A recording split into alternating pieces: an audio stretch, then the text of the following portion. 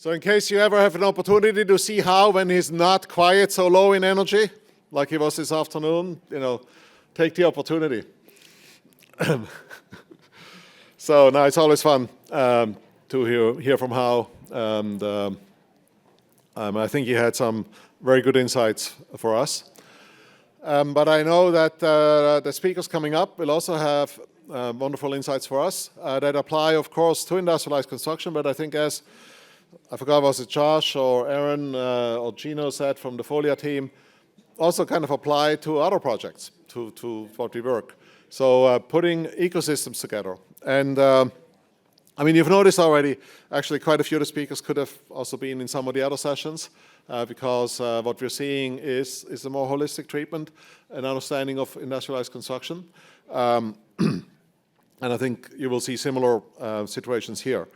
But we try to put a panel together, a group of speakers that will address the building of ecosystems from a slightly different angles, but of course all with the aim of creating, building better buildings better, to use Peter Beck's slogan.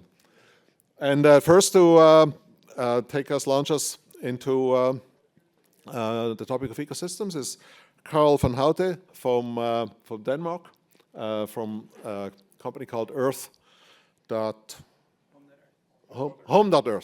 yeah, sorry. And I was just thinking of the Earth. And I know his co-founder, Kasper, very well. Very, very visionary architect, designer, and I'm excited that I was able to meet his partner and to learn from you, Carel.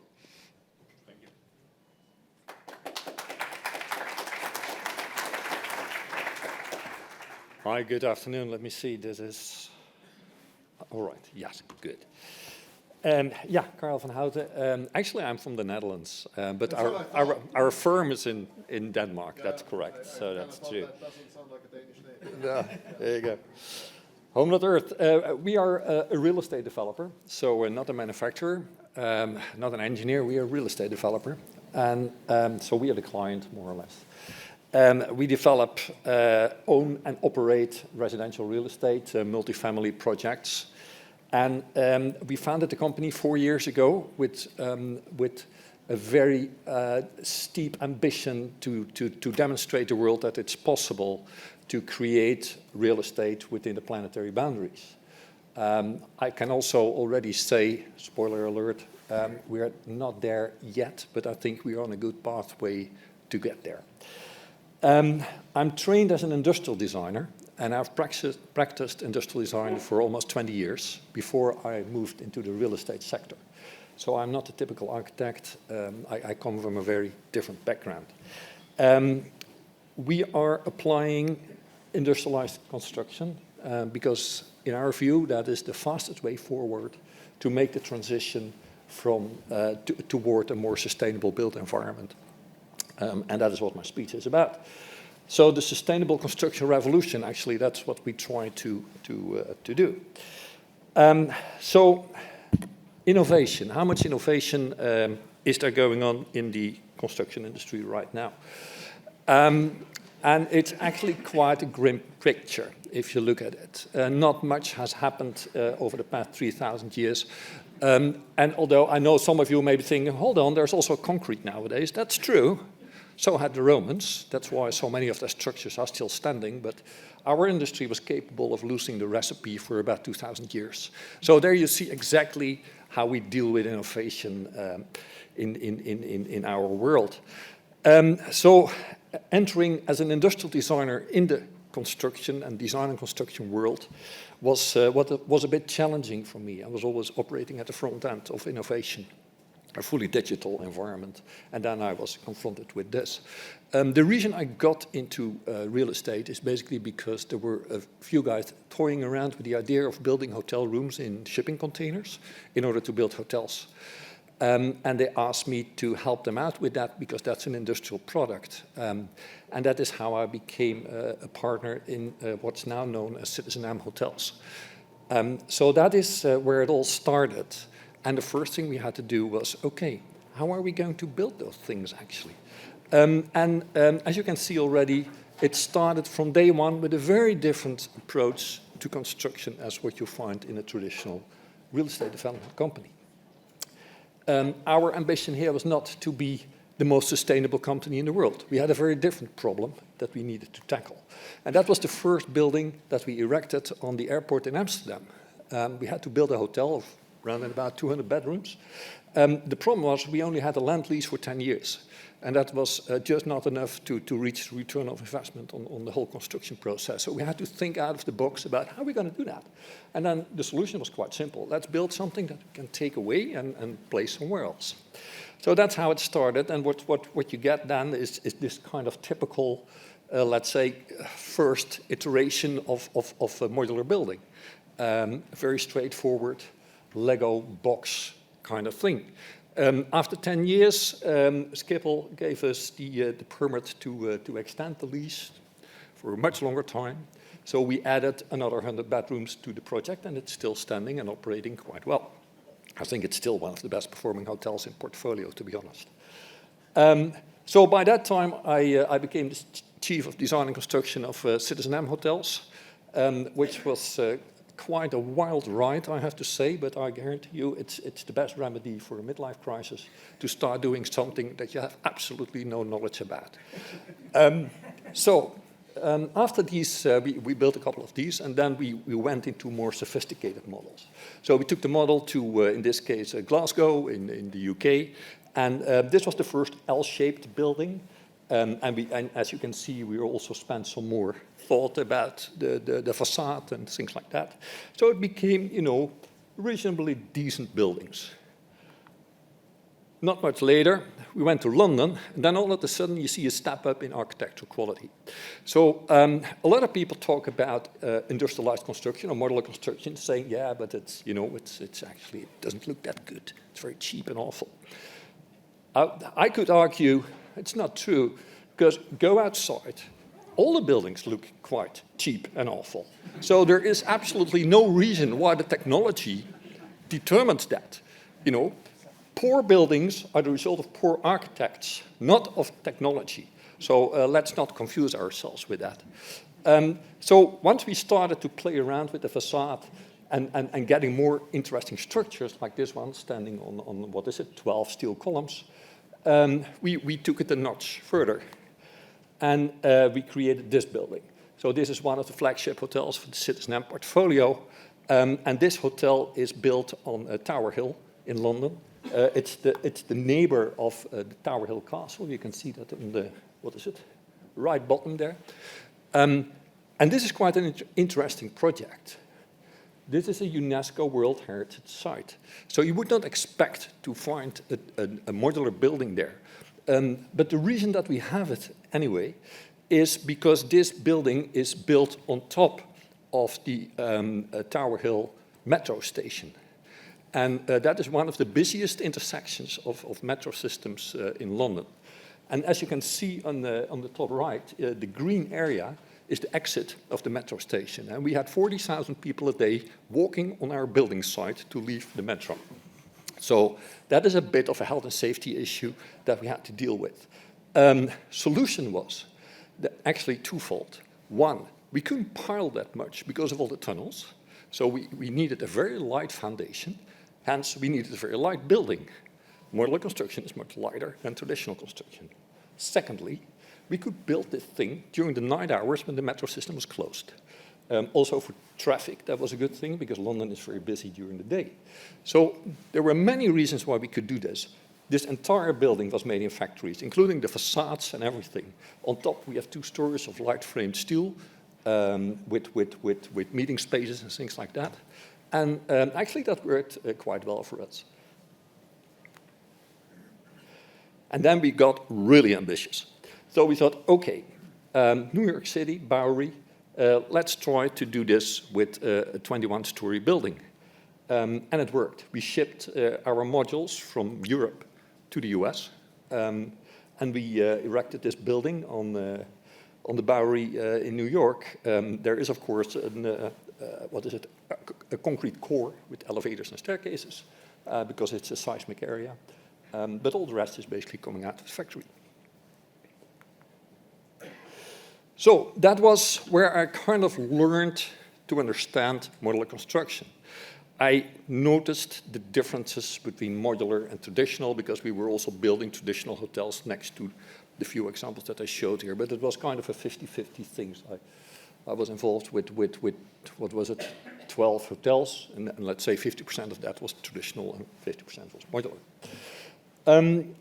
Then in 2020, we started Home.Earth. And actually Home.Earth started with a very different thing. Home.Earth is a real estate company that performs across the triple bottom line. And what we mean by that is that traditional real estate developers work with one bottom line, and that's called money.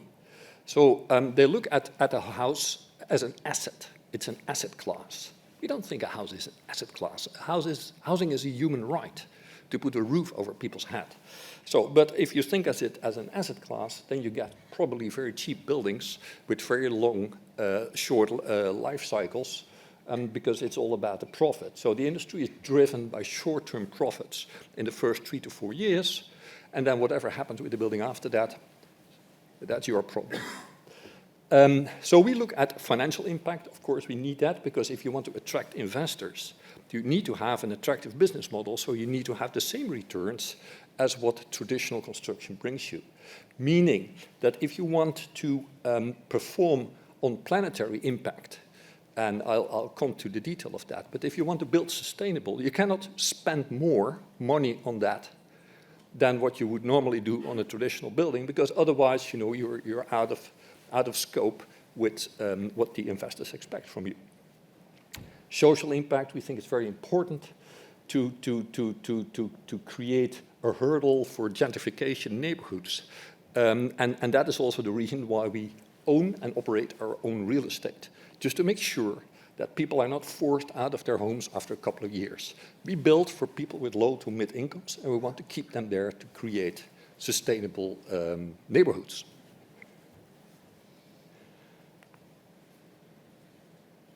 There were a few things I learned during the hotels that I now could use within Home.Earth. A building site is probably the worst possible location to build anything that has consistent quality within time and within budget. It's a disaster. You dig a hole in the ground and you try to do something there.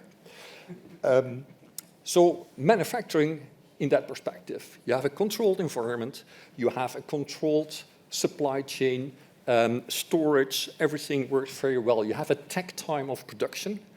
That is quite different from the juggling act with all your subcontractors. You have a takt time of production. You know exactly what to expect. So all of a sudden you get grip on your timeline, you get grip on your budget, you get grip on your quality. So that was a good thing to have. But what I only realized later was that there was something else. And that is actually why we are using industrialized construction in Home.Earth. The model behind traditional construction is very linear. You have raw materials, you build a building, and after the life cycle of that building, you demolish the building. Some of the materials are recycled, but basically at quite low grade, and the rest is landfill. 30%, over 30% of our waste is being produced by building debris. That means in Europe, that is 800 million tons waste every year. That's a lot. So we thought there might be a different solution, and that is, of course, circularity. What industrial construction does for you is that you can create a circular built environment. You create manufactured products, you assemble a building on a building site, you operate that building for a period of time, then you disassemble and you reuse those same elements. You might bring them back to the factory in order to revamp them, but then you can bring them back into your product cycle. So that's exactly what we do. A project we are currently delivering. This will be ready for tenants within, 4 or 5 months, I think it is. This is in Nærheden, which is a neighborhood of Copenhagen. Currently, we are developing now 3 projects in the Nærheden area. This has a size of 158 apartments and commercial spaces, shops and offices. The interesting thing about this project is that we really start to demonstrate here how much impact we can have environmentally by what we do. And we have done nothing new. We only have done stuff differently. This is how it will look 5 months from now. On the left side, actually, are actual photographs of the showroom apartments. On the right side, a render of how the total neighborhood will look. I think people will like to live here, and actually it's already happening because we're starting now to sign up people for these houses. So what we try to achieve with Home.Earth is absolute sustainability. And what we mean by that is quite simple. We only have one planet. And that's where we get all our materials. That is where we can get rid of all our waste, all our emissions. We only have one planet. It's not going to be more. That's it, right? So if you look at the current Danish standard, and Denmark has quite a steep standard when it comes to construction, you are allowed to emit 12 kilograms of carbon dioxide per year per square meter. That is quite substantial if you look at it. Actually, when you do the math, you will find out that if you want to have one planet, you need to have 10% of that. So there's a long way to go in order to get to a sustainable built environment. Because it means that within the current standard in Denmark, you need more than 10 planets to support the way we build and live. That's not, let's say, a sustainable model in the long term. So we have to do something about that. And actually, what we have done, I said, we invented nothing new, but we are much stricter in analyzing what's going on and building tools in order to calculate exactly what's out there. So what have we done? We started to focus on bio-based materials and environmental product declarations so that we have exact data on what we put in a building and what the ecological performance will be of those elements. We want to reuse at high value. That's basically the circularity. That's why we use industrialized construction. Optimizing geometry, very important, because we are just allocating too many square meters to useless spaces in our buildings. So that also means that results in a reduced space per person. We think we can build with lesser square meters, or square foot in this case, than what you'll normally find.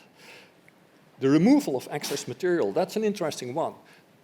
Because if you look at how building engineers now develop buildings, basically they have a factor of 1.6 in their material use. And basically that 1.6 is there to mitigate any building mistakes and shortcuts by contractors. But it's totally unnecessary. So if you manufacture and you calculate right, you can take that out. And there's also a lot of double use in buildings, but I won't go in all the detail there. Renewable energy, we of course are using PV panels, but also geothermal heating.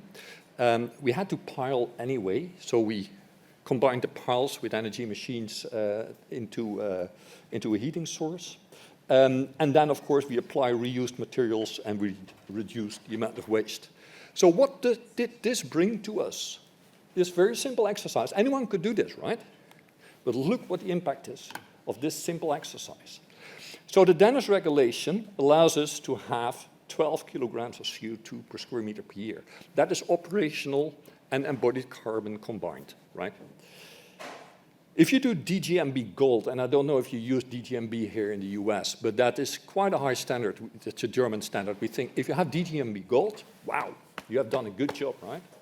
Yeah, 11 kilograms. You're nowhere near the mark.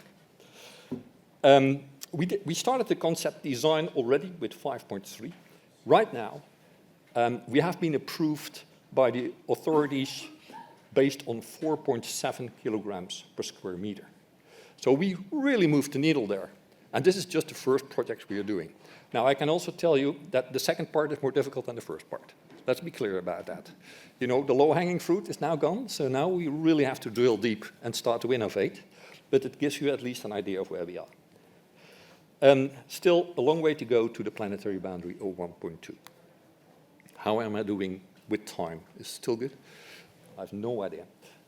Anyway, as a developer, we created something that we call the building delivery system, because we want to create for our industrial construction an infrastructure that we can scale and roll out on a European scale.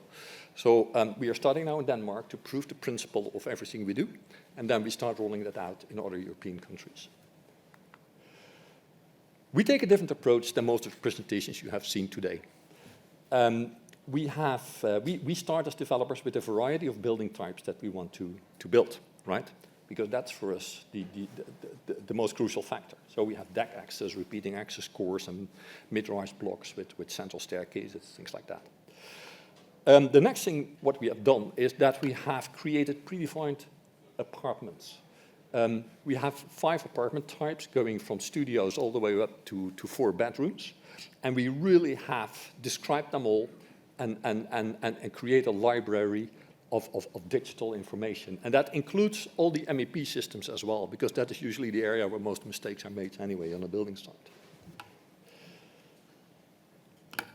And all that is brought back into a digital platform and a standardized development process that you can use everywhere. And why do we do that? Because we want to be scalable. We are now in the pin at the far north, but you can see we have all these other countries there. And usually we want to ramp up a local supply line for each of these areas. So we need a product that we can roll out in all those different regions. So what do we have? We have off-site construction, or industrial compliance construction, whatever you like to call it. We have a digital platform, and we have a structure and a process. All that together is what we call the building delivery system, which is our centralized IC product. The only thing we do locally is a regional catalog of components, because of the different regions where you work, you're dealing with different building codes and cultural differences. So that is why we do that. But all the, let's say, underlying structure, we have completely centralized.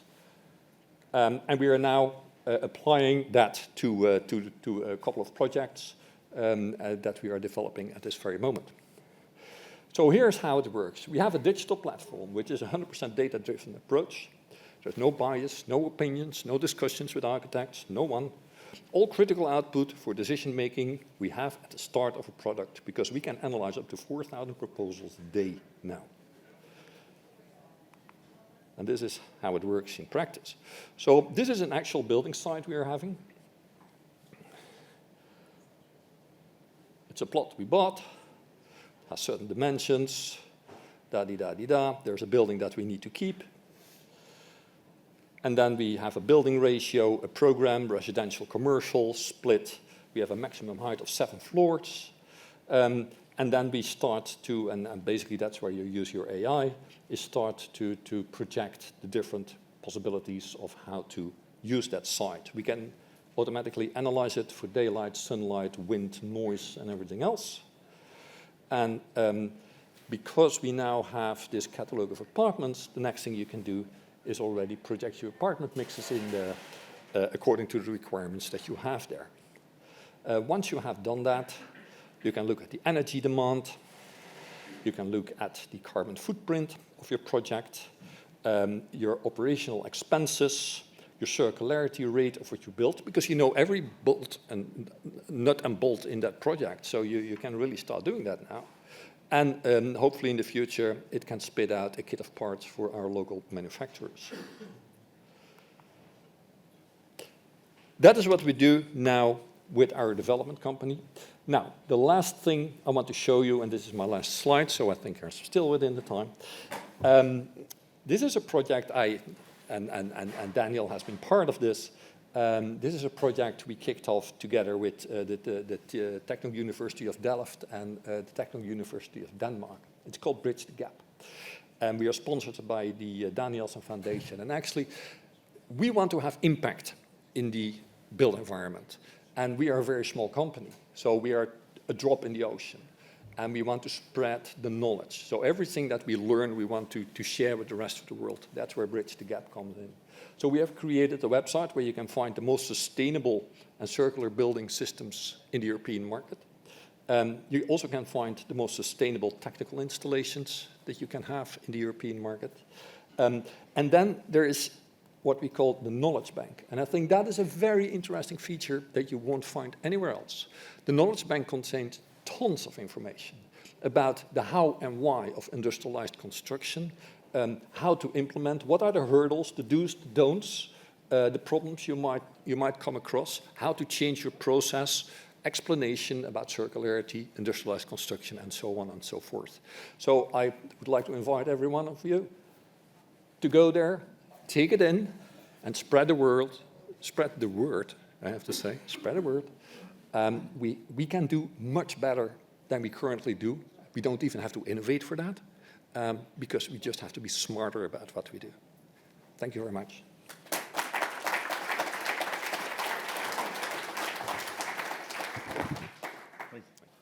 Thank you, Carel. I liked how you established what we need to reach actually as a target, and then honest about the benchmark where we are today. Not just benchmark against, what's typical today, and then be a little bit better, like we often find. So that was very inspiring, I thought. Thank you. So next, talking about a little bit different way of creating a ecosystem is Nate Haack. And is Kim still here? Yep, out there. Oh, yeah.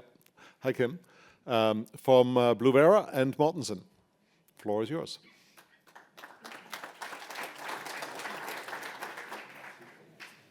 Well, good afternoon, everyone. So my name is Nate Haack. I'm the Vice President and General Manager of BLUvera. I'm Kim Petit. I'm the Senior Project Manager with Mortenson on the general contractor side. So for those that don't know, Mortenson is a large general contractor based out of Minneapolis, Minnesota. We're known for building very large, complex projects, primarily in the commercial space, stadiums and medical and hospitality, et cetera. But we're also in the hyperscale data center space, as well as in large and solar and wind. We are, as far as industrialized construction, much more advanced in the hyperscale data center space, where those data center customers value speed and removing work off the site. And so we actually have become really good at setting up mobile factories to tie into those data center projects. However, today, we wanted to talk to you about a project that Kim and I have been working on for the last couple of years, which is the Revival and Plat project in Denver, Colorado. So the vision for this project, actually really the vision for what we're trying to do as a company here, is to go beyond incremental improvement and leverage the broader capabilities of Mortenson to redefine what's possible. So we all know the challenges in the AEC industry, very fragmented industry, a lot of dated processes. Of course, we all know there's a skilled labor shortage with declining or stagnant productivities, which leads to team member frustration. So we talked about that a lot today, about thinking about our employees and the team members in the field. And so our objective was really to break the status quo. Like, how can we do things differently on this project, knowing that not everything is going to go well, right? And so you can see on the integrate portion where we're really proving out design for manufacturing and assembly approach, trying to eliminate shop drawings, and shop drawings was used a couple times today. Really, we're trying to get to true drawings and get to bills of materials and kits of parts for design, new work packages that we wouldn't have seen before. Ultimately, then, to transform the AEC industry. And we know that, and we knew that we weren't going to do it on this one project, right? We knew that this project was going to have lessons that are going to inform us, that are going to help us get better for the next project. All right, so I'll give you a little bit of a project overview. So this is the Revival and Plat project that we're wrapping up right now in Denver, Colorado. It's a 200-unit residential tower, just over 200,000 square feet. It's a mix of mostly studios and one-bedrooms, but has a couple of two-bedrooms thrown in there as well. It's a 9-story structure. We cheated the system a little bit with Denver and count level 1 and 1.5 as one level, so technically it's only 8 to keep us under that high-rise requirement. But the first 2 floors, so that white and black band that you see at the bottom, that's our concrete podium structure, so traditional style construction with slab-on-grade, post-tension decks. But our level 2 PT deck is the end of concrete on the building. So everything from level 2 walls all the way up to our roof panels is fully prefabricated cold form metal structure panels, including our elevator cores and our stair cores, which is pretty unique. So not a stitch of concrete left from level 2 and above. And we have, I want to say, less than 10 heavy structural steel members from level 2 and above as well. So it truly is, the entire structure is built out of these cold form panels. And we have a mix of floor panels that came with HVAC ductwork prefabbed in, as well as our Structocrete floorboard. Our wall panels had plumbing already roughed in, and then our exterior panels are what you see up there. They're all the way out to the finished face. It's a mix of a new brick product, EFIS. We even had our balcony doors and windows already prefabbed, knife plates already on, so balconies can just be plug and play when we get there. Schedule, we're at about 20 months. We hope to be a little bit faster, but like Nate mentioned, this was a bit of an experiment project for us. We're going to wrap up here in the next 2 months. So as Kim mentioned, everything above the podium was made out of panels provided by BLUvera. So BLUvera is a sister company to Mortenson. So we are owned by the same parent company. We were started in 2018. And we primarily we are headquartered out of St. Paul, Minnesota. But as I mentioned earlier, we do have factories that kind of travel around the country as we support other data centers. So this is a picture of our factory in St. Paul. It's a 93,000 square foot factory. 87,000 of it is warehouse, and then 6,000 of it is office. And you can see here we have well, you can't see the 5 production lines, but we have 5 production lines to the factory running from the north to the south. And so we roll form our own steel studs on the, I guess it would be the left-hand side of the screen, and then those studs turn, and then they head back south down the production lines, depending whether, what type of product they are. So we use lean methodology in the factory. There's 5S at every single station, so you can see here at the very front right corner, there's a whiteboard. That will tell the team members the panels that they're going to build for that day with the standard work instructions that they need. And then there's also a spot for them to include any improvements that they would like to see made for the design or for the fabrication of those panels. And then the production lines, earlier members spoke about tack times. And so we're very focused on tack times. And we will apply the resources where we need to in the production line to maximize the throughput of that production line. Also, like our floor panels are done way on the right side of the screen for you, and the simpler wall panels are done on the left-hand side. So we only send panels, or we're very specific about what panels go down what line, especially as we think about plumbing going in the lines that bottlenecks the production line. So we want to make sure that we're not holding up other panels for that. So our approach, as Kim mentions, is offsite fully fabricated cold form light gauge structure panels, including shear of the building produced in our factory in St. Paul. So we had strap walls to carry the shear of the building. Designed for manufacturing and assembly approach, and we'll talk about that in a coming slide, with focus on the plumbing and ductwork installation. That was a new type of work for us in the factory, and so we are very focused on how we scope out that work to make sure that we are efficient in the factory. And then also we did fully finished EFIS exterior panels with window and patio doors installed, which was also windows we had done in previous projects, but we had never done patio doors or EFIS install in the factory. The install of the panelized structure was a new concept to our Denver group. We'd done multiple projects with Mortenson as a whole, but just for our Denver group, it was the first time our group had ever self-performed. So we really tapped into the innovation on this project to try out a bunch of new things. Open space was one that some of you may have heard of. It's a 360-degree camera that you can stick right on your hard hat, and you can go through and get live views of your in-wall, your above ceiling, your slab decks before you pour concrete. So that's been a huge tool for us through the construction phase to be able to go back to those pictures and see what's in the wall. We've also gotten very creative with our fall protection solutions because we're working on a lot of leading edge conditions that we don't typically see in traditional construction, especially pulling these panels off of the semis. So we just got very creative. One item that I forgot to include up here that I want to touch on, we used a new tool to us. It's called the Vita Load Stabilizer. It's actually something that you hook onto the bottom of your tower crane jib, and you can pull the panels up with that, and it's basically like a little wind turbine. So whoever's on top of the deck controlling the load, bringing it up to wherever you're setting the panel, basically has like a little remote control. And anytime the wind blows, they can orient the panel exactly where it's supposed to go to land right on its mark and then make the connection. So super cool tool. I think it's going to be very valuable in this industry with prefab being a high focus. So. Okay, so I mentioned the design for manufacturing and assembly approach. I also mentioned earlier that Mortenson is a builder of highly complex buildings. So from some of your previous presentations that you heard today, for us going into multifamily and taking this type of approach is pretty new to us because we're used to building highly customized buildings.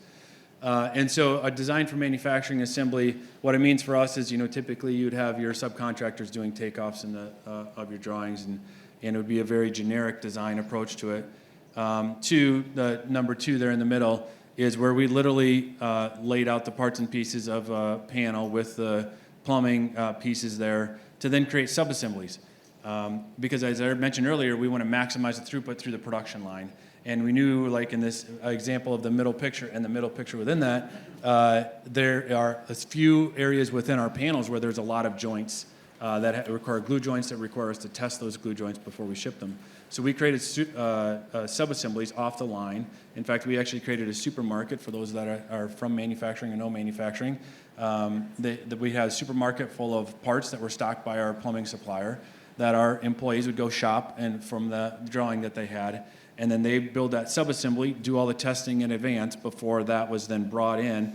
And then you can see the red box. We'd just insert that into the cavity of the panel to maximize our productivity on that production line. So as you can see here, we moved labor from the field to the shop. We improved our safety performance and quality as we're producing it through the production line, and then increased our productivities as well. So we did have some lessons learned on the job, so we thought we'd share what went well and then also what lessons we've learned. Yeah, so one thing that was a really big bonus for us was being able to tap into a competitive pool of trade partners for this one. We had to get our key trade partners on board well in advance of the project even kicking off design phase.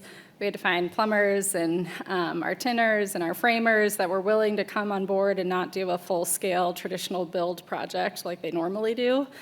85% of the plumbing is already roughed in before they come out on site, and most of the additional supplemental material is being kitted and brought out by BLUvera. So we had to convince people to buy into this, especially with the prefab being a new process. But surprisingly, we got a lot of response from the industry, especially with labor shortages right now that everybody's experiencing.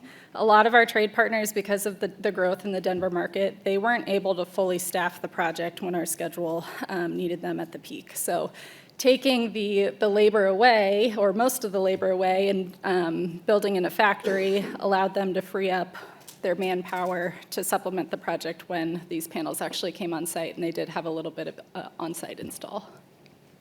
So another thing we learned is design for manufacturability. Manufacturing and assembly must drive the design of the building, and we let that get away from us.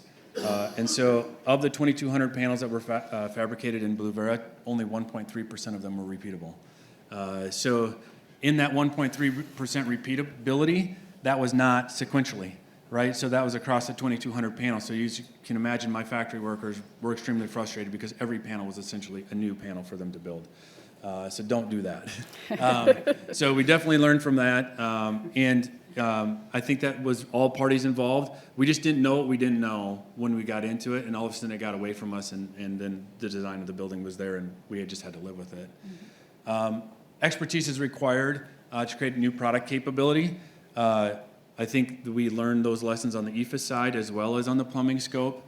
Fortunately for BLUvera, we were able to find a plumbing expert that supported us in the factory, but all of that work, all that plumbing you see here was done by one trade, whether you framed the panel or whether the plumbing was done. That was all done by one trade in our factory. And so we had to train these people how to install those plumbing. And so having those new product, or having those experts in the factory are critical.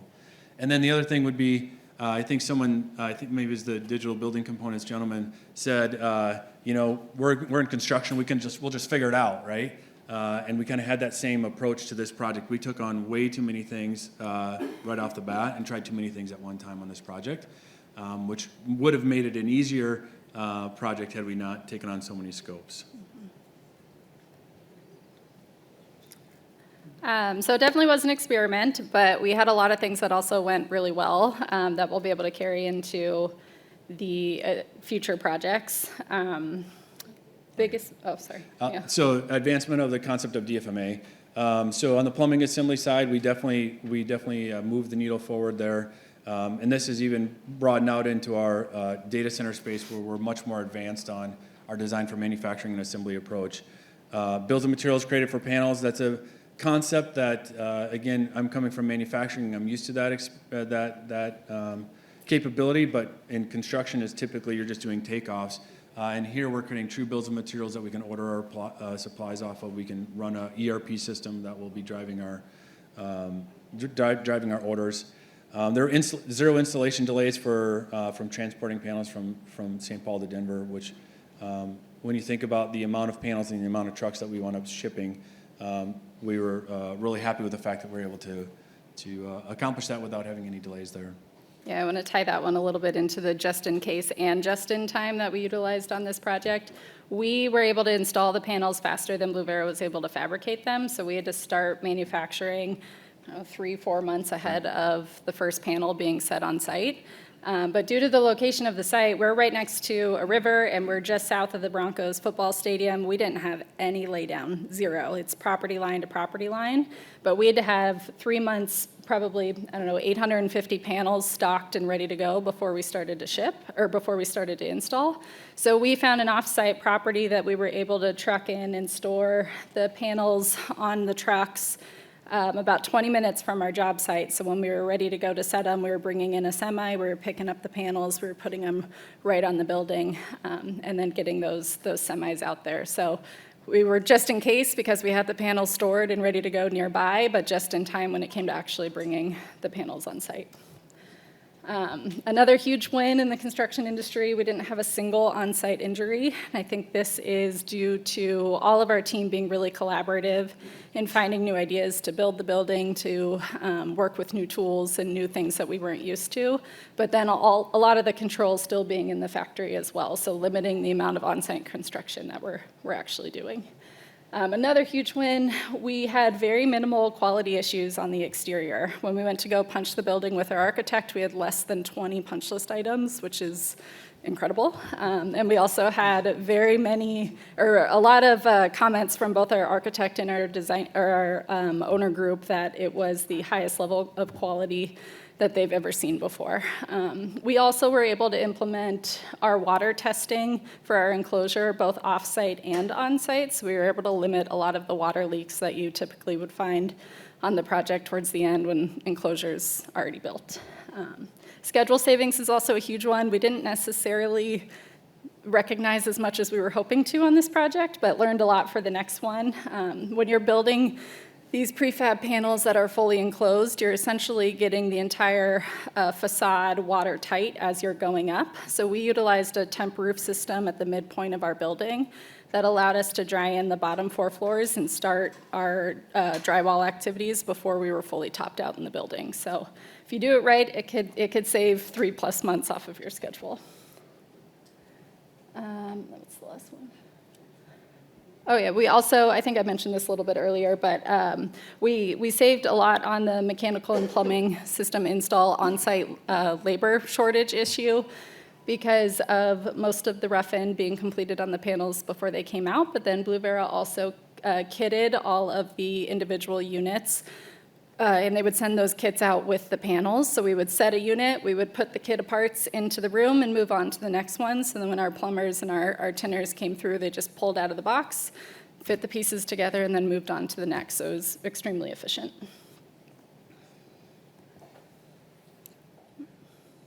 That's it. Thank you.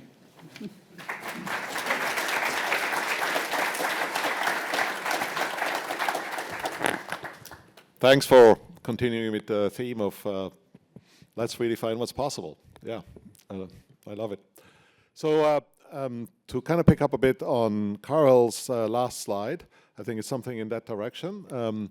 We will have Yashar, Moradi, who will talk about a different kind of building supporting industrialized construction with a little bit different way of approaching the construction of an ecosystem. Yep. But I'll leave that to you. Thank you very much. Hi, I'm Yashar Moradi, co-founder and CTO of Mott. We're a small startup, started last January in Zurich, Switzerland. I'm a civil engineer by training, but with around 30 years of software development experience, both in reality capture, GIS, remote sensing, and real estate.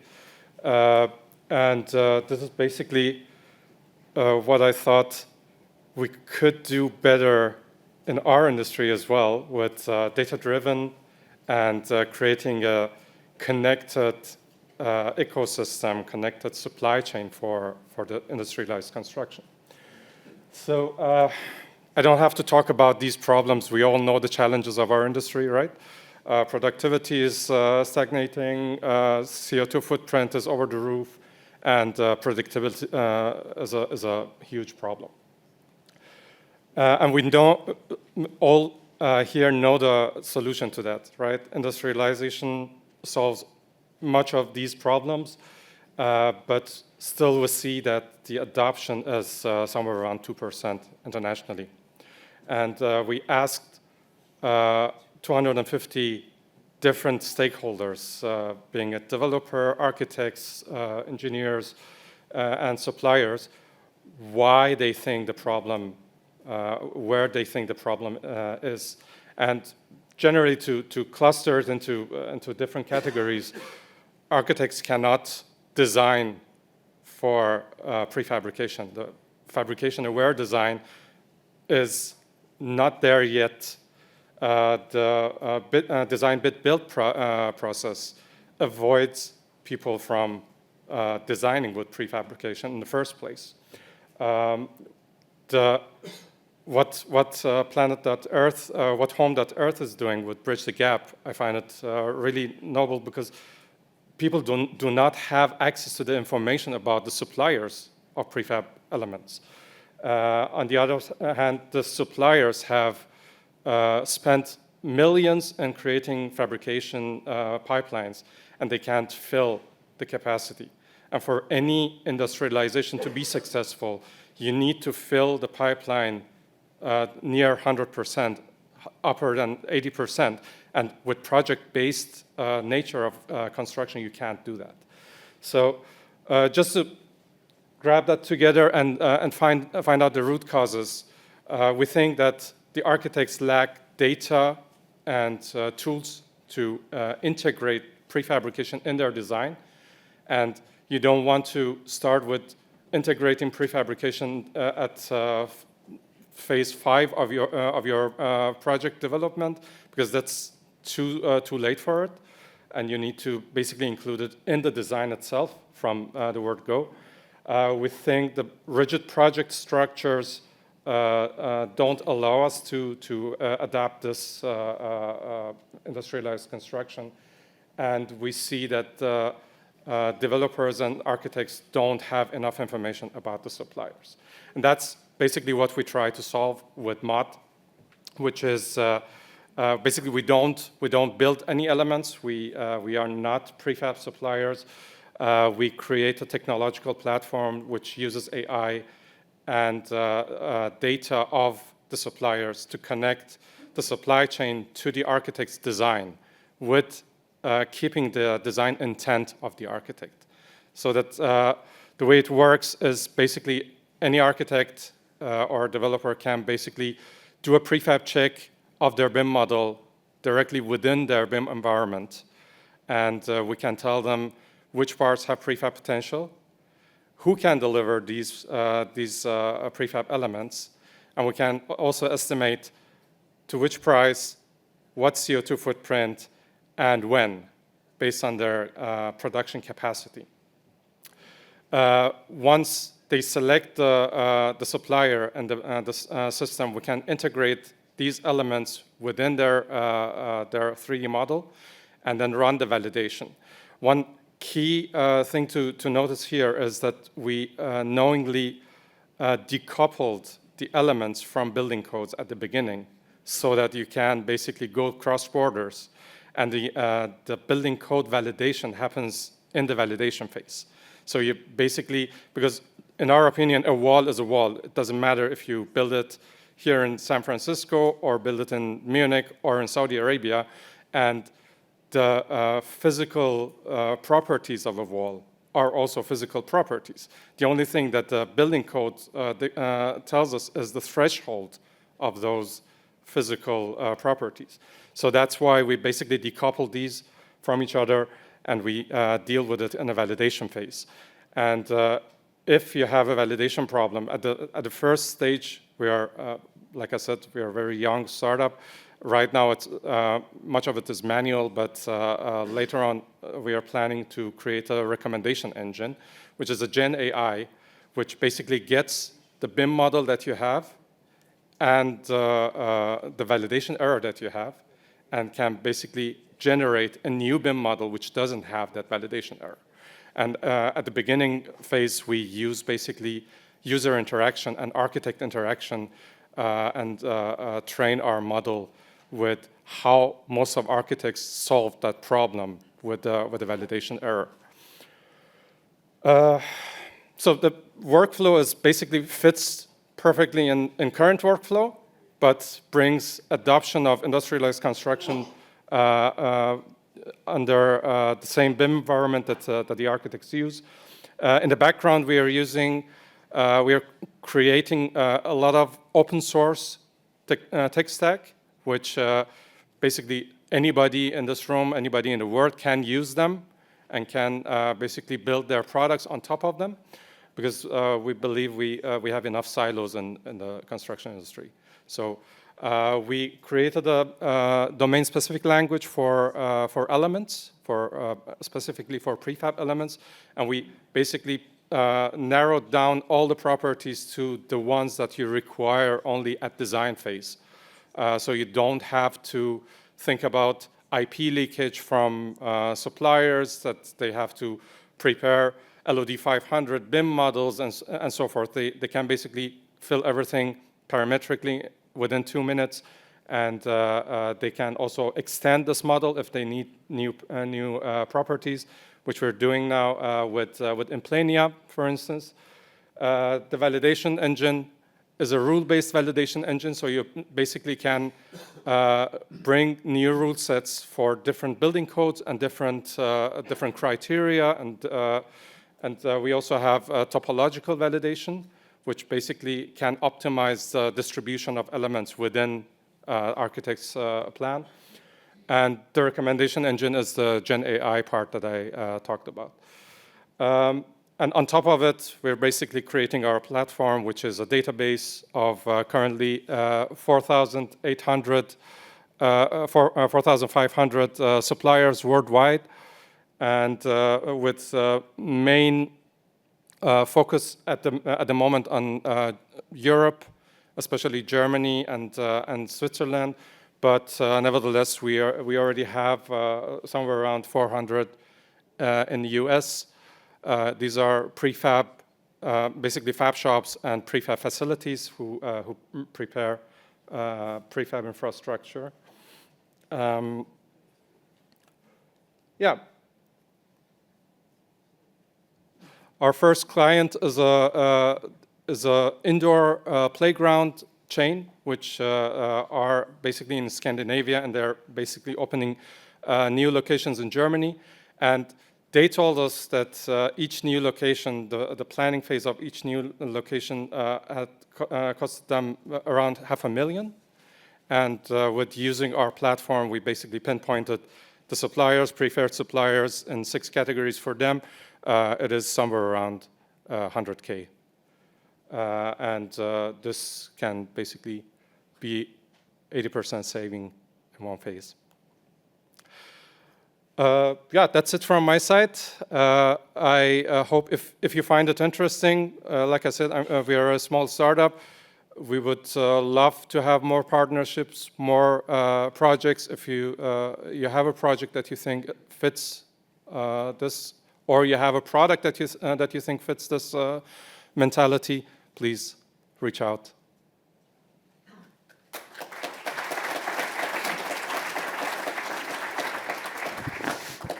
Thank you, Yashar.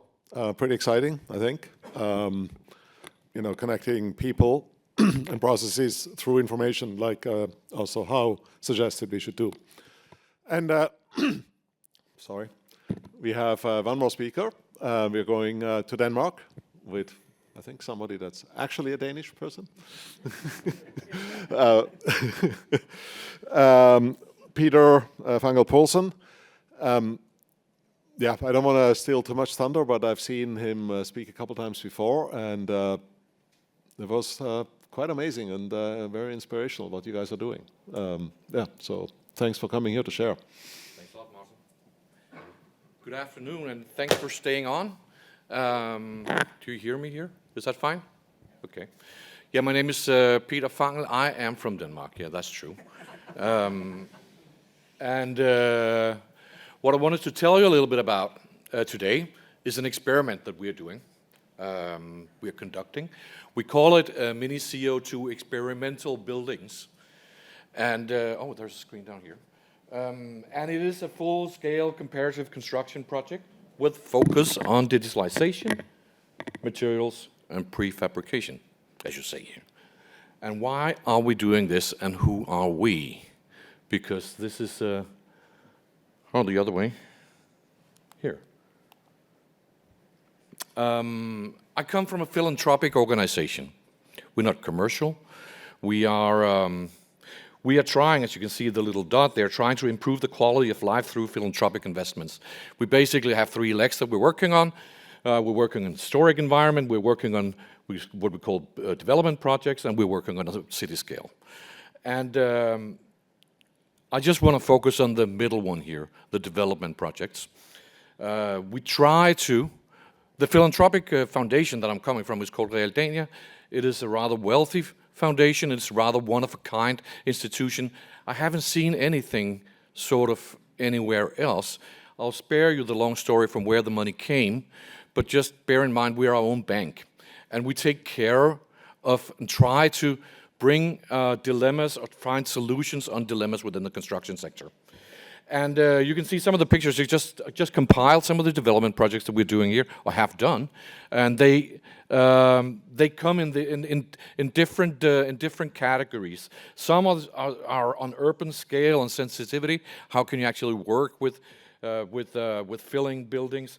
Sometimes it's about maintaining building traditions that we see just disappearing.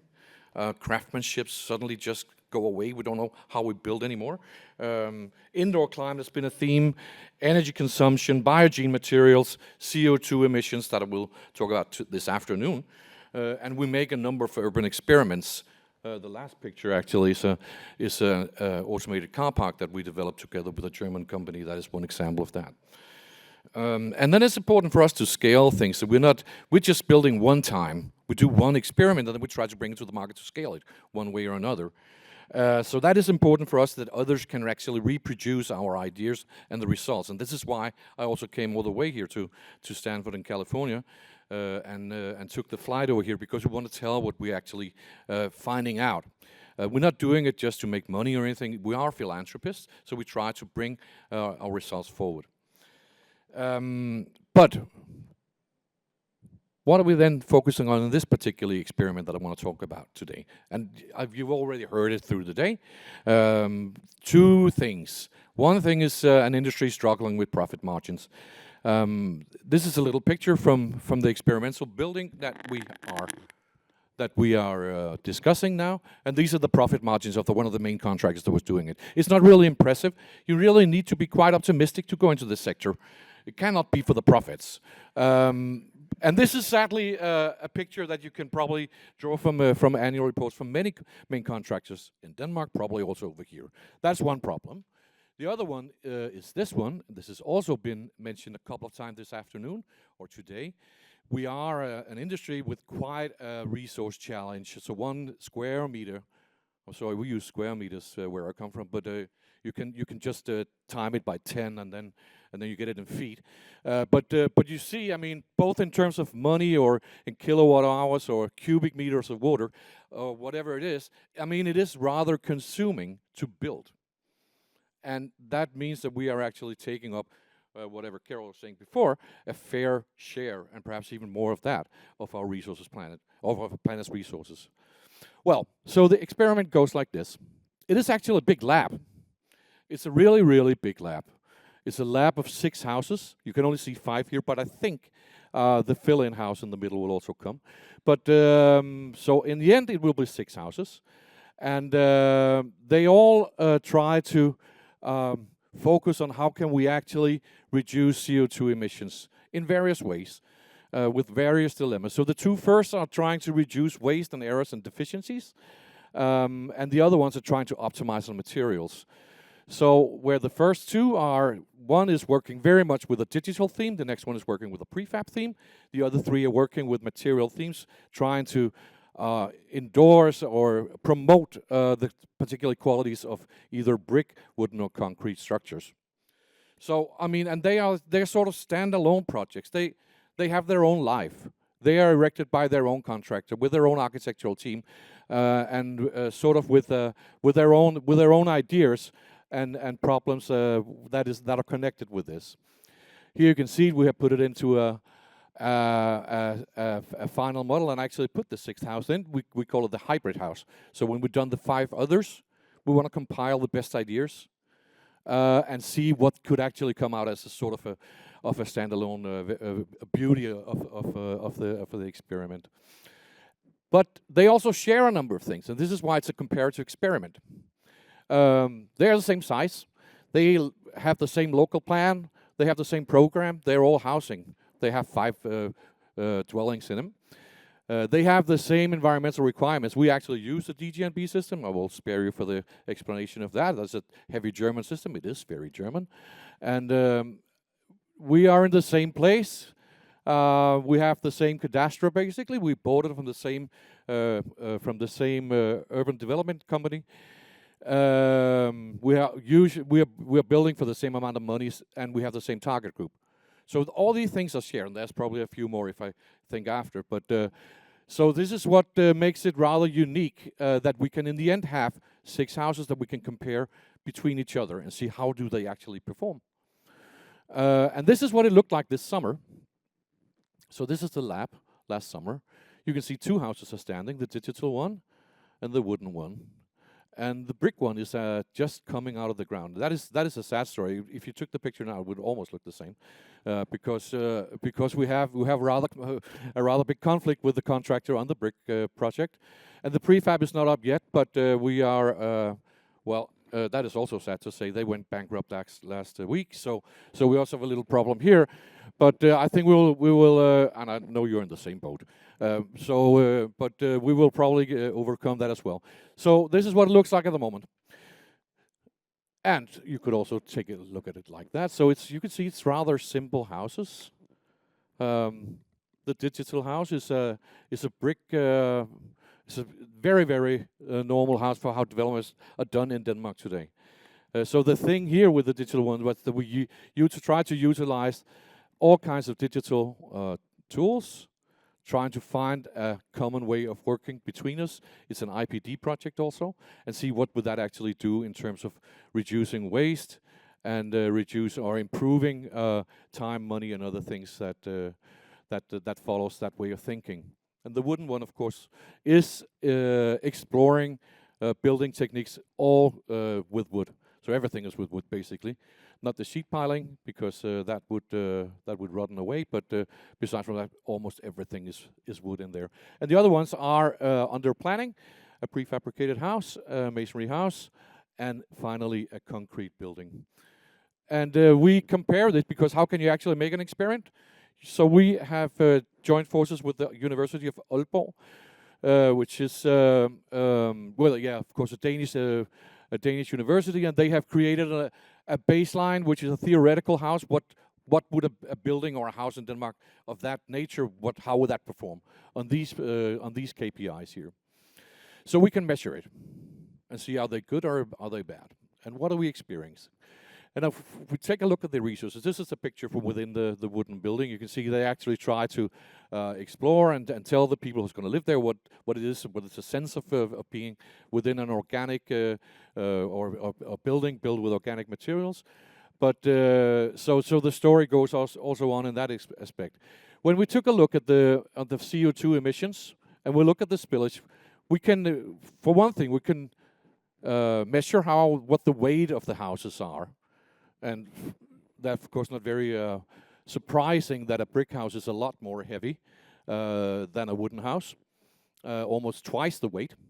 The prefabricated house seems to become rather light, even lighter than the other ones. Bear in mind that the prefab is not built yet, so we don't know. The wooden house and the digital house are built, so they are actually weighted amounts of materials. And the masonry house is, of course, also a heavy house. So that is one thing, not surprising at all. What could be more surprising is the little column to the right of it, the dark one. So the digital house, by using IPD methods and using digital tools, we did actually accomplish to bring down the waste of that house to about 5%. The Danish industry sector usually accounts for 10%, and that might even be light.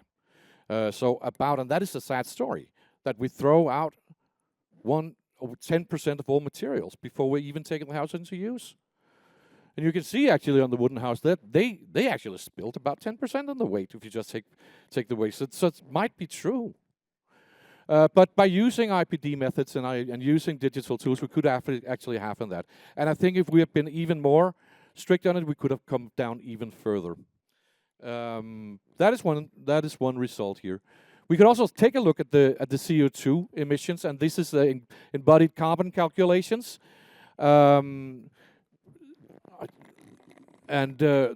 Right now in Denmark, and you were mentioning it before, I don't know how it is over here, but in Denmark, the building regulations now, you cannot build a house without doing an LCA. You need to tell authorities how much CO2 is going into the building, and the threshold, that is the threshold that's coming up in the new building regs in 25, is about 7 kilo CO2 per square meter per year. So that is the red line. But what you can see here, all the houses are sort of complying with that, because you not need to take all the phases into that calculations. You just need to take the light green and the dark green into that. But not surprisingly, of course, that the wooden or the biogene products are of course performing a lot better than the other ones. But what we also see, and what we're trying to investigate here, is the dark green one. We can see we can actually bring down the waste contribution, which is what we call the A4 and A5 elements of the LCA calculations, rather much when we focus on this. So it might be a small contribution to the global welfare of where we are, but still, I mean, pay attention. It's not only money; it's also the globe. I'm sorry that I found out this morning that this slide I didn't change the figure. It's in Danish, so you don't have to read it. I'll try to tell you what it is. When we do planning properly, we can also, and I suppose that was what some of the other people here also told us this afternoon, we can bring defects and punch lists down to a minimum. We had on that project, on the digital project, only 15 technical issues, 5 deviations report. We still build wrong, even though we do it digitally. I'm sorry, we cannot do anything perfectly, but we can bring it very much down. approximately 450 registrations in our in a data environment, but we had a defect-free handover. That is equivalent of, and bear in mind that the profit margin of the contractor in general was about, let's say, 2 or 3% on an annual level. And just by doing that, that particular project would bring up his margin or his overheads and profits in perhaps 1 or 2% by delivering defect-free, which is good for him, of course. So what we're trying here is also to, we're looking, so 2 houses are built on an IPD system, and the other 2 are built on a traditional process. What do we actually see? Does it make a difference? Yes, it does. Now I've tried to compile the 2 already executed projects. Those are the blue ones, and the 2 planned ones are the green columns. But we can see we actually save about 15% of time by using IPD methods and digital tools compared to a traditional method. And reduced time is saved cost. Also here, the contractor is gaining and earning. We have calculated in the range of about 1 to 2% of his overhead and profit in the current case. And again, bear in mind that the general margin is a few percent, so it is really worth picking up. The client, of course, also have benefits, and so does the the architects and engineers in reduced time, and we can get the house early and all these things. So that is an important finding. It might not be totally surprising in all, but now we can actually document that this is also where it ends. And when we're talking cost, we can also see that when we are working with the IPD projects, we can, first of all, build cheaper. It's difficult to compare these projects because they are not the same, so the price would naturally be slightly different.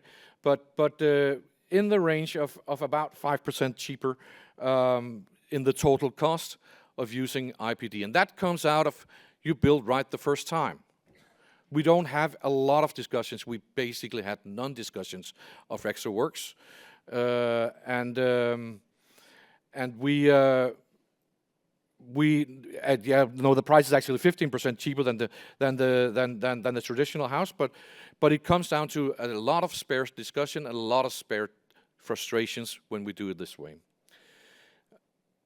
We did just took one slide here on what the digital solution was here, trying to create a BIM environment where we drew out all the quantities and used them for many, many things. And of course also 5D, as this is an example of, by utilizing another little software tool, BIM Shark, that could actually extract the data from the BIM model and put it directly into the contractor's calculation tool and bring, and I wouldn't say online, but at least a rather often recalculated budget. Here you can see the price development during a journey of building this house. Every time there's a column, we did a calculation. So every time the architect changed something, more or less could push the button and say, what does that mean in terms of pricing?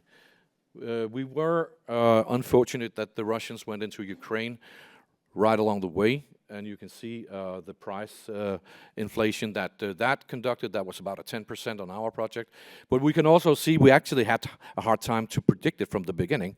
And frankly, I'm a little bit surprised that the contractors were not able to punch this earlier. In the end, I think we assess about 12 million Danish kroner. And the final result is probably fair enough because we're cheaper than the house next to us. But you can see at certain stages we were down at 8 or 9 million. And that, when you take a look at the graph in the middle, it's actually sort of the contractor's own production. They have a hard time understanding themselves.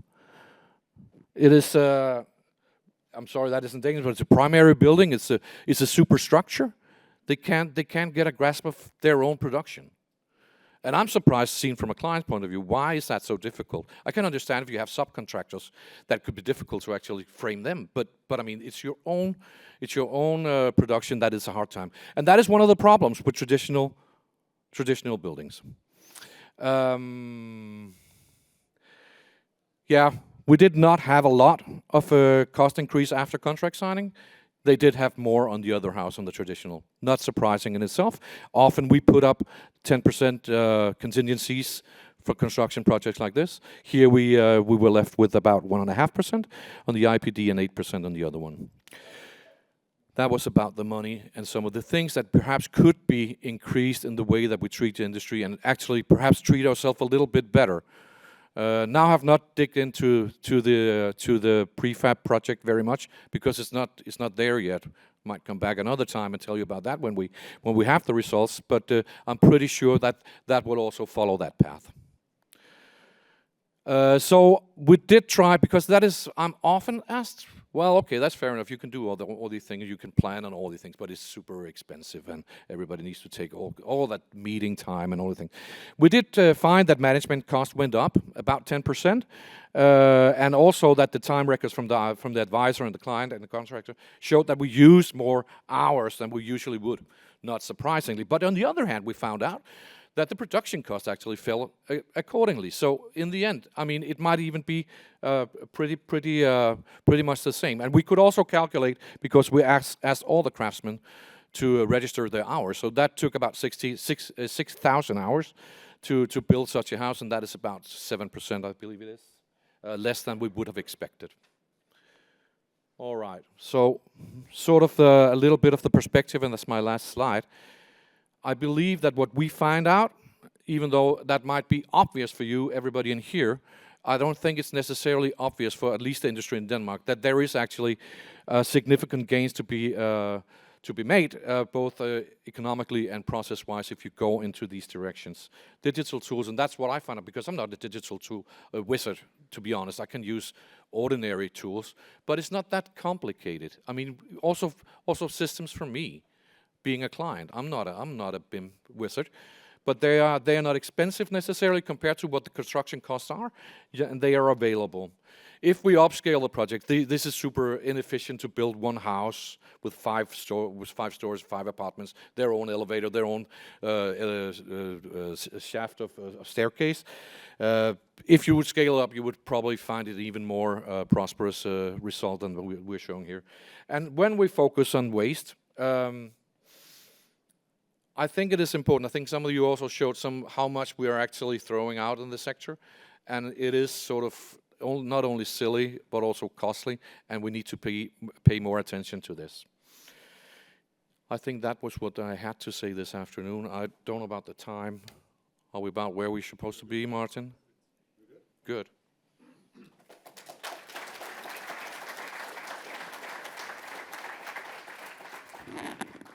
All right, invite all the speakers for a panel conversation. Yeah, so thanks, Peter, for sharing all of this amazing data. I think we should maybe do more of that as reality checks, and also for all the speakers for really sharing the ambition you have. I think this session really built nicely on Hauli's smiley. We saw things that are being reduced and other value that's being created. So how can you maybe say a little bit more about, was it really easy to set the targets? You know, like especially like Carel and Nate and Peter, or was that a lengthy discussion? And how did you decide what to set as targets for your buildings, the performance of the building? Was that like a discussion over coffee with somebody and then, okay, here it is? Or was that like a month-long conversation with many people? My experience, that's pretty hard, so I'm curious to see how that went for you. I think, and what recommendations you might have of doing so. I'll start off. In our case, it was difficult in the fact we've built light gauge structures before. However, including the scopes that we included while still having the subcontractors finish the installation on site was difficult because they didn't know what to expect from a panel coming from BLUvera. And so it was a lot of conversations early on, mock-ups that we created to be able to educate the market as to what they were going to be receiving so that we could then get better targets from them, even from an installation perspective with our own sister company, Mortenson, just so that they would know how they're going to be installing the panels. Yeah, I think for us, setting the targets has been a long journey. And that is basically because we have these high ambitions on what we try to achieve in the company. The first 2 years, I could say, of our work was kind of finding the targets and see exactly what the parameters are that we wanted to change in order to reach our targets. And as I said, the first thing we do is looking at the existing things that we can improve on. And the next step is, of course, how are you really fundamentally going to innovate on certain elements of your building systems in order to reach the next level, which will be the more difficult part, basically bringing down the environmental footprint so much more than where we currently stand. I hope that answers your question. Yeah.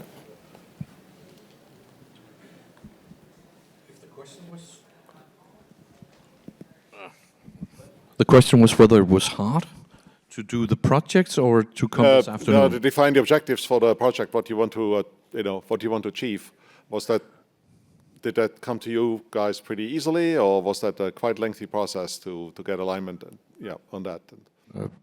It's sort of what we do, but I mean, we don't do things very simply. We try to challenge ourselves and the sector. And we are not scientists like you are here at Stanford, so that is also trying to compile and be accurate on our findings is actually, I wouldn't say a challenge, but it's not what I do on a daily basis. I'm basically conducting projects, so that is interesting. And then, since we are here in the US, and thanks for all the presentations this afternoon, and we're also visiting some other companies that we, both yesterday and the coming days. I think what we have experienced in Denmark so far and are focusing on that we need to be very, very accurate. If you want to discuss sustainability, it's not enough just to say, I want to be sustainable and put up your own goal. You need to have some sort of a national goal, and you need to be able to measure it. And that is difficult. Yeah. That calls for actually accuracy and tools. Yeah, thanks. Now I asked the question because in my experience of teaching several thousand professionals around the world in virtual design and construction, where we asked them, like, what actually is the project for? What should it achieve? This is the most difficult question for people to answer. So that's why I was curious about this. Because we've seen it as usually impactful when you actually clear. It's strange, it's not surprising, of course. When we clear what we want to achieve, then we can be, and we collaborate, we can achieve usually great things. Yeah, exactly. Variability was also a theme that I saw come through. You didn't necessarily directly speak to, well, you spoke quite directly to it, Nate, in terms of the crane rigging system you have to take the variability out of installation time during wind, and which I've seen as actually quite a big variability and challenge in offsite fabricated in erecting offsite fabricated structures. So I was curious, what's the next big variability that you're facing that you would love to reduce in the process? Well, I said it earlier, was repeatability of panels. Yeah. Gotta get to far more repeatability of panels. And I think for Mortenson anyway, I think the challenge is the repeatability of projects. So being known for building highly custom buildings, we're not building the same building over and over. And so how do we get to some consistency? And if I can't get to exact consistency of building to building, then how do I drive repeatability within the building type, right? And so across 2,200 panels, I don't need them all to be the same. I need a lot of similarities within those panels to then get efficiencies through our factory. Yeah, I very much agree with what you're saying. The problem we are facing in our industry is basically that we look at every project as being unique. Albeit that it's very hard to build something unique, because I think by now we have built everything that you can think of. But every project is being approached as being a unique project. And the problem with that is that a unique project also introduces unique problems and unique risks. And that is exactly what you see happening in each and every project. And then you have to find a unique solution in order to mitigate that unique risk, which brings unique cost and a unique timeline and a unique budget and et cetera, et cetera, et cetera. So boiling it down to something that you can repeat without giving people the feeling that they live in a kind of cookie cutter environment, I think that is the main challenge for us collectively. Now that we have the possibilities to industrialize and to standardize, we should not fall in the trap of trying to make a one-size-fits-all product. And I think that is where we are, and it's a balancing act indeed between, do you end up with 2,000 variations or do you end up with 25 variations? I think it depends a little bit on where you are in your building.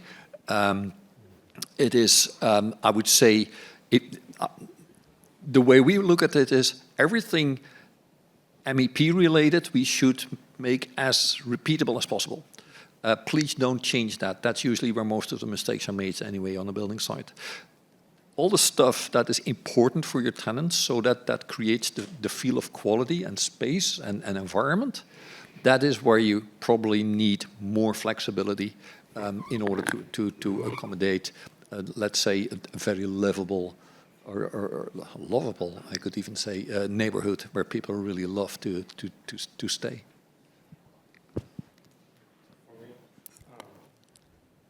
For me, as an orchestrator solution, the challenges are different. One major part of it is adoption of industrialized construction, generally, for people to design with industrialization in mind.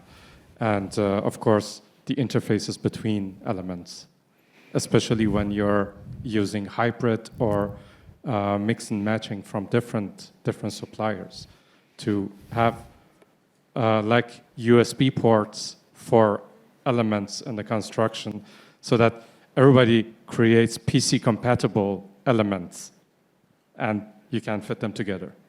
I would love to see that happening. If we should add anything to this, and perhaps at different angles, I work from the client side of I worked as a client professionally all my career, and we are the weakest part sometimes. I realize that we have a lot of power and we have the money and all the things, the decision power, but in terms of actually understanding the dilemmas that the industry is in, we are rather weak. We tend to sort of ensure or believe that we are ensuring ourselves by putting the responsibilities to the other parties, that being the contractor or the consultants. Whether it's design and build contracts or other constellations, but we see a lot of failures. So what I'm trying to promote, and I do promote that both being here, but also in my job and in general, is that the client needs to be more active, be more proactive, and be a leader. And this is actually one of the industry's problems, that we have sort of the leading part, trying actually to be a little bit a blind partner, if you know what I mean. So I think that could help. Sorry. So I was picking up a little bit on your comment, Yashar. What is actually limiting the growth of your platform the most? Is it fabricators signing up, architects wanting to use the platform, the challenge of creating a tool that all size fits all, but it also works in a specific case, money, something else? I'm curious, where is the biggest bottleneck for you? At the moment, money. Because we're an early stage startup and we're building the team to develop the tools. But from manufacturers' side, we see a lot of enthusiasm because they basically find a channel to get their pipelines filled. From developers, we also see enthusiasm because they have to fill their environmental and ESG goals, and they see real potential there with prefabrication. From architects, we have mixed messages, but we did have inbounds from architects, which was really, really happy incidents for me. Okay, thanks. Let's, I have many more questions, but let's draw on what has made you curious. Yep. Is there an online question, Alisa? Yep, okay, go. Again, from Cloud Apartments, we have Apurva Pastricha. I believe this is for Home.Earth. Is your software intended to serve as tech-enabled service for your own team, or are you envisioning that developers will be the users and customers of the digital platform you are building? We don't own any of this software. It's not proprietary. Basically, what we have done so far is stitching together all kind of existing software packages. And the next step is, of course, to integrate that with APIs and put an additional layer on top of that, which is then our own. So it is not that this is something that we are not software developers. Let me be 100% clear about that. We are applying what is already available in the market. So anyone can do that, and I hope that answers the question. I just wanted to jump on the... Please introduce yourself. Sorry. My name is Jeffrey Vina. I'm from LeapThought, which is a company which is based in New Zealand, Singapore, US. We do platform construction, IT-based solutions, trying to connect everybody together. But my question is not necessarily about that, but it kind of is. It comes back to your last comment, and I'm asking people to wax philosophical for a minute. The whole notion about the owners, the clients, kind of divesting responsibility by not understanding the comprehensiveness of the whole process is, for me, the weak link, especially as you move to AI, machine learn-driven construction, and moving away from project to portfolio management. That's the only way you're going to really make this work, and that's where the sustainability is, but if they're not taking that responsibility. So my question kind of to the panel is, why is it that that's not the case? Calvin organized a really good session yesterday where we had a guy from Caltrans, which is the Department of Transportation from California, and he said to me that unlike other departments of transportation, 80% of their design is done in-house versus the rest of the US where they're all consulted out. And as a result, no one has that kind of technical capacity inside the organization. I see two reasons. One, cost, and the second, concern of liability. But I'm just curious because I don't know how you switch that, because if you don't switch it, it's always going to make it hard to climb this mountain instead Jeff, of having it descend. I'm done. Can you come to the question? That is the question. The question is, how do you actually try to revert that process where you actually get more ownership from the leadership? There's not a simple answer to that question, obviously. But one thing is to promote business models that actually work for the client, because sort of a lot of things are driven, at least to my experience. So this is subjective. This is driven by, I mean, the investment should be returned very quickly. And if you want to engage into collaborative ways of working with contractors or long-term investments or collaborations, that is not paying off quickly. So the lack of knowledge is, of course, another thing. But I mean, just by promoting, that's what I'm trying to do, that we can actually work and we can take that leadership, and it brings us, it gains us, it gains our projects, gains our profits, gains our partners' profits also. We're trying to change that, but it's not an easy task. I'm sorry. I mean, I would love it to be different, but it isn't. Is that an issue, opportunity for you in Mortenson BLUvera, Nate? Yeah, I mean, I think I'm probably more on the back end of things, so I don't really see the front end of it because I'm in the manufacturing side of things. So probably don't have a lot more to add there. Yeah. Do we have a question back there? Yep. Thank you for the presentation. I am Yao Jing, and I'm a PhD student at CIFE, and I work with Professor Martin Fisher. So I noticed that many of you mentioned prefabrication as it can reduce quality issues, schedule delays, and it also highlighted there is a challenge for labor shortage. So since my research is focused on on-site construction robots, I'm curious, what's your opinion towards using on-site robots for the remaining installation work that happens on-site?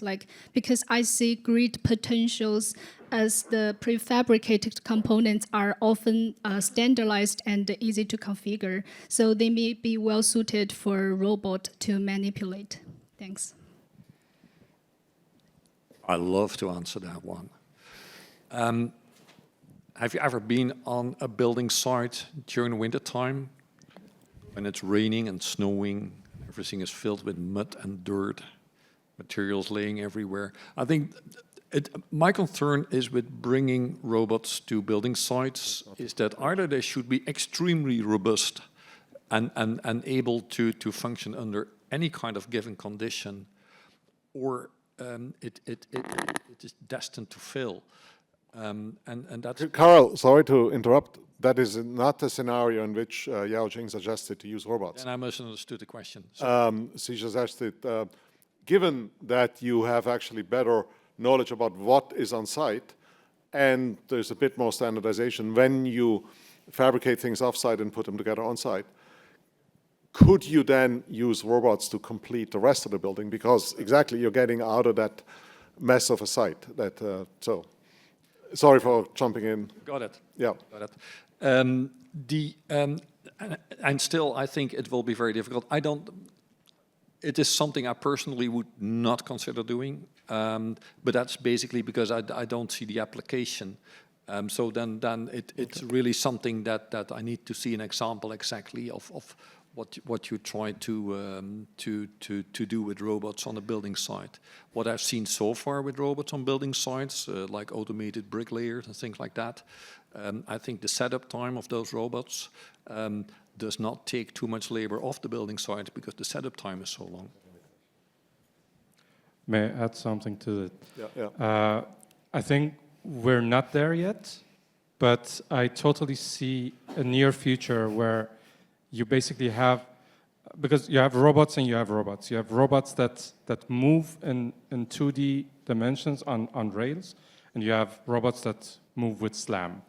And I totally agree with you on SLAM robots. We're not there yet. They're not robust enough for a construction site. But if you have a clean construction site with prefabrication, and you basically have known elements, so you have everything digitally, and you can basically bring the robots at the time of installing the scaffoldings and connect them to the scaffoldings. They can do the assembly for you. But I think we're in reality not there yet. I have a little, maybe one take on it. I look at robots probably in the field, which is maybe out of scope for me, but very similar to how I look at it in the factory. It has to be a very highly repeatable application, so that would have to apply to the field. But otherwise, it also has to be a bottleneck or something that you can't service with a human being or someone that you can't do effectively. So if we look at our factory, you see very little robots in our factory because I can apply, A, I have a highly variable building type that I'm building, but B, I can apply labor to it. I don't have a problem getting labor in my factory as much as they do on the job site. And so I can apply some labor to that, which gives me flexibility on my building that allows me to change up my production lines very efficiently. Yeah, okay. And then Alonso after that in the very back corner. Hello, Tyler Pullen from UC Berkeley Turner Center and Turner Labs. I'm curious, existing industry has an accountability challenge with a lot of finger pointing and blaming when a project goes badly. On the flip side, I find there is a challenge with attribution, isolating certain interventions or innovations you had, like what actually contributes to a project's success seems to be an equally difficult question. So I'm curious, especially across this panel, how you attribute certain project outcomes to specific innovations.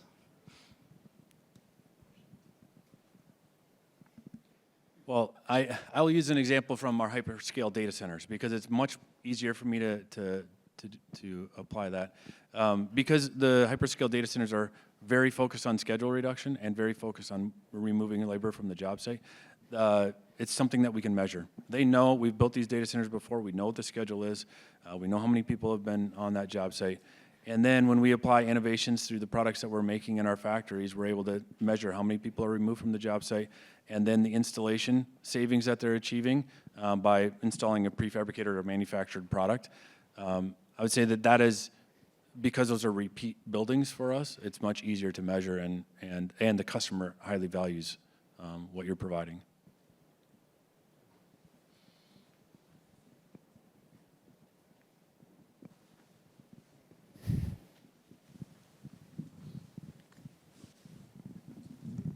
So Margot Sutherland, the Stanford Business School. I just wanted to bring up this question, which is, you presented all these different ecosystems at different aspects for what you're doing, but it just crosses my mind that if you were to have an ecosystem that owners could access, what would be some of the key things that you would like owners to know and maybe that education can provide?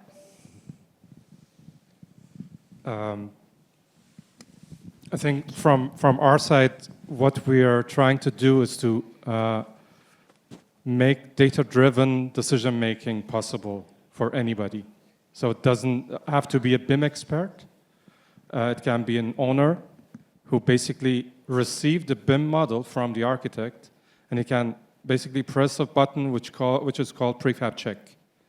And they can basically see which parts they can get from where, and how much do they save on price, CO2, and time. And that's basically data-driven and user-centric in a way that anybody can understand, and you don't need any expertise for that. And we see that all over our normal work life, that you have dashboards which you can work with. You have ChatGPT that you can work with without knowing what happens in the background. And we think that that's the way to go, to create this dashboard for the owners and let the owners be the motivator for the architect to go the extra mile and give them a production plan based on industrialization instead of traditional. Yeah, this is actually the million-dollar question when you talk about industrialization.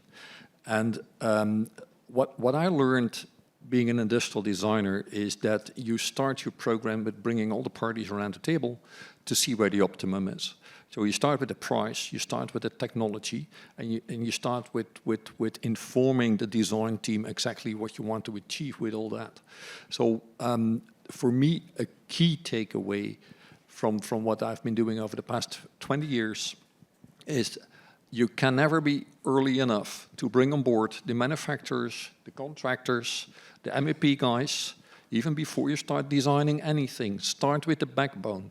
If the analogy with the car industry is often made with, I think is completely false, by the way, when you talk about construction. But there's one thing there: you don't design a car when you don't know what the powertrain is that goes in there, and that is the same thing that the way that we approach architecture nowadays is that we design a building and then we try to shoehorn the mechanical equipment in there, and usually it doesn't fit and you have to redesign, and then you tender it out to a contractor who cannot build this because it doesn't fit with the budget that he's been given, etc., etc.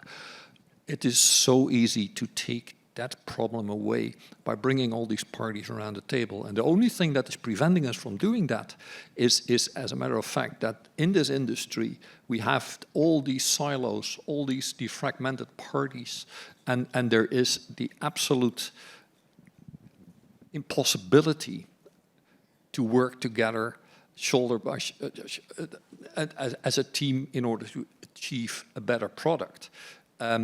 I can talk quite long about this problem because this is the main focus of what I do actually, is trying to take away those barriers.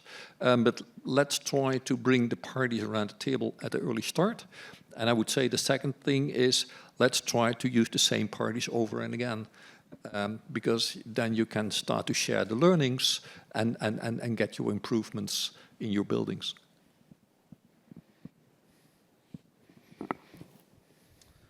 Hi, everyone. I'm Poulsen. I'm also a fourth-year PhD student from CIFE under supervision of Professor Martin Fischer. I have a question. I'm curious. I've seen so many great examples about digitalizations in the design phase. But I wonder, what about the fabrication? And do we ever use any digitization software simulation tools to really simulate the whole fabrication process so that help us to design? How do we produce our modulars? How do we produce our industrialized construction? Because, as you said, we keep trying to find things that are repeatable, things that we can actually be more efficient in production, and that really tie into our results to produce better quality products and be more efficient. It goes down to me again. Let me think. No, yes, we do that. Do we do it to full extent as what you find anywhere else in the industry? No, probably not. But there is, of course, already a level of collision control with the different trades before you go to start. Interface control between, and that is basic virtual analysis of a building. That is happening. If I'm not 100% sure if I'm answering your question, but we can definitely take it much further. Because what you see happening now is that, especially on building sites where the traditional construction meets the manufactured elements, that there's usually a massive interface problem. Because interface control, which is the key factor in this whole thing, interface control is usually underestimated by the design teams, and once the product hit the building site, there's nothing you can do about it anymore. Yeah, one thing to add to that would be for the Revival on Platte project, which we talked about earlier, we did do digitization there and even did a 4D model for the project team so that they actually brought in the installation crew to then understand the installation sequence of the panels. So they could see digitally how they were actually going to be installing the panels on a given day. All right. I would love to conclude the afternoon with a question to all of you and see if you can give a quick answer. One statement answer is totally fine. To pick up on how Lee's smiley curve, I think each of you showed ways in which you enhance the value, but maybe you could remind us of the main way that you see in which you enhance the value, move the sort of from looking at the screen, the right side of the smiley up with what you're doing. Yeah, so I think from a Mortenson and BLUvera perspective, the value that we're bringing to the table, the value that BLUvera is bringing to the table is we're driving those decisions, and we talked about it a lot today, that you have to drive those decisions to the left, which is actually making for better product in the end, because everybody's thinking about it. You're forcing your subcontractors to be talking earlier, and you're eliminating the issues that you'll see normally on a job site. We're eliminating those way up front. Yeah, I agree with that. And I think that the added value that we see is definitely in the way we can analyze projects even before we go to building sites and look at the environmental impact that we are going to cause with the projects and engineer that out in a very early stage in order to get to our one planet approach. Yeah, for our site, we try to bring CO2 footprint as a first-level citizen at the design phase so that it is on the radar from the word go and people optimize their buildings and they're building projects based on CO2 footprint. On the other hand, we are supporting smaller suppliers which might not have a pipeline full of orders based on their capacity and production capacity. So whenever you have a project based on its geolocation, we are matching it to the available production capacity around that location, and not to the first very well-known supplier. If I should add anything to this, I mean, we're trying to promote collaborative ways of working. We're trying to bring down the silos. I think it is important that we maintain a focus on that. So we're trying to find contract forms and invest also in developing those, because I think it is very, very important. It's also shown here today a number of examples of people actually working together and actually bringing forward the best of them. So I think that is important. And I think we also need to pay attention that the industry is moving. We talked a lot about new houses or new builds today, but where we are coming from, transformation or the reuse of existing buildings are extremely important. We really need to take care of circularity. We really need to find better methods of reusing the existing building mass, because it's around, and the most CO2 neutral house is the one that's not built. To be honest, that's what we say. But next best is perhaps taking care of the ones that we have. A sad story is, I don't know how it is in the US, but some scientists in Denmark found out that the average living time for a building in Denmark was around 70 years. That is not a lot. It might be slightly more if they really dug into it, but it's not 200. It might be 100 or so, and that is too little. So we need to to expand the lifetime. When we see the CO2 calculations, they're always done on a 50-year-old lifespan, and that is simply absurd. So we need to change that. Great. Thank you very much to the panelists.